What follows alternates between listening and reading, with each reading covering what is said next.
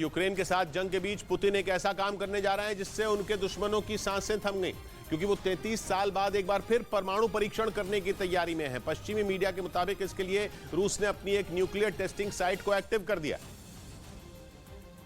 और वहां ऐसी तैयारियां शुरू कर दी हैं जो दुनिया के लिए एक बड़े खतरे की आहट है, क्योंकि पश्चिमी मीडिया का दावा है कि यूक्रेन से छिड़ी जंग के 1 साल पूरा होने से पहले ही पुतिन ने अपने एक नए प्लान पर काम शुरू कर दिया है। जबकि जेलेंस्की को तो इसी बात से नींद नहीं आ रही थी कि 1 साल पूरा होने पर पुतिन यूक्रेन के साथ क्या करने वाले हैं, और अब पुतिन का ये नया प्लान उनके होश ही उड़ा देगा। पश्चिमी मीडिया के मुताबिक पुतिन 33 साल बाद एक बार फिर परमाणु परीक्षण करने की तैयारी में है, यानी वो जंग के बीच ही अमेरिका समेत पूरे यूरोप को ये दिखाने जा रहे हैं कि रूस पर किसी के बैन का कोई असर नहीं हुआ, बल्कि वो ज्यादा ताकत के साथ अपने दुश्मनों से टकराने के लिए तैयार है। पश्चिमी मीडिया के मुताबिक पुतिन परमाणु परीक्षण करके अपनी उसी ताकत की नुमाइश करना चाहते हैं ताकि यूक्रेन की मदद कर रहे देशों में उनका खौफ फैल जाए।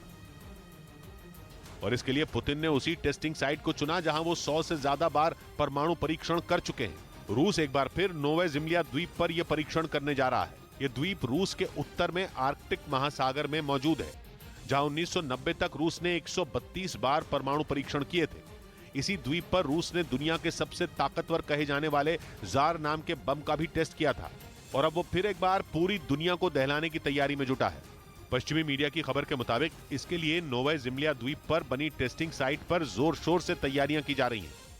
हालांकि रूस इस कोशिश में भी जुटा है कि इस बात की भनक किसी को ना लगे, लेकिन उसकी यह कोशिश पूरी तरह नाकाम होती दिख रही है, क्योंकि पश्चिमी मीडिया ने दावा किया कि अमेरिका की एक सैटेलाइट ने रूस की पोल खोल दी। रूस के नोवे ज़िम्लिया द्वीप पर नजर गड़ाए बैठी अमेरिकी सैटेलाइट को अचानक वहां हलचल बढ़ती दिखी, जिसके बाद अमेरिका की सैटेलाइट ने द्वीप के चप्पे चप्पे को खंगालना शुरू कर दिया, और उससे मिली जानकारी के बाद पश्चिमी देशों के कान खड़े हो गए। इस बात की आशंका जताई जाने लगी कि नोवे ज़िम्लिया द्वीप पर अचानक बढ़ी हलचल बड़ा खतरा साबित हो सकती है, और पश्चिमी मीडिया के मुताबिक जल्द ही यह खतरा सबके सामने भी आ गया।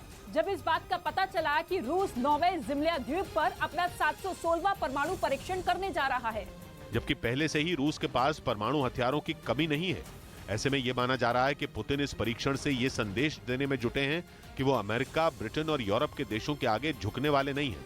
इधर देश में चीन समेत 6 देशों से आने वाले यात्रियों के लिए कोरोना नियमों में ढील दे दी गई। ये ढील 13 फरवरी से लागू होगी, जो चीन, हांगकांग, जापान, दक्षिण कोरिया, सिंगापुर और थाईलैंड से आने वाले यात्रियों के लिए होगी। अभी तक इन देशों से भारत आ रहे यात्रियों को सफर से पहले कराए गए कोविड टेस्ट की रिपोर्ट देनी जरूरी होती थी। साथ ही एक फॉर्म भरकर यह भी बताना पड़ता था कि यात्रियों को कोई बीमारी तो नहीं है। ये सख्त नियम चीन समेत कई देशों में दिसंबर और जनवरी में हुए कोरोना विस्फोट के कारण लागू किए गए थे।